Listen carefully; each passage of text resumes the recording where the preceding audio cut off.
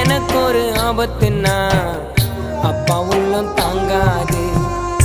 எனக்கு ஜுரம் வந்தா எங்க அம்மா தூங்காது. நம்ம நல்லா இருக்கணும்னு அப்பா அம்மா நினைப்பாங்க. ரோட்டில் உழைப்பாங்க, உச்சி வெயிலில் உழைப்பாங்க, உயிரையும் கொடுப்பாங்க.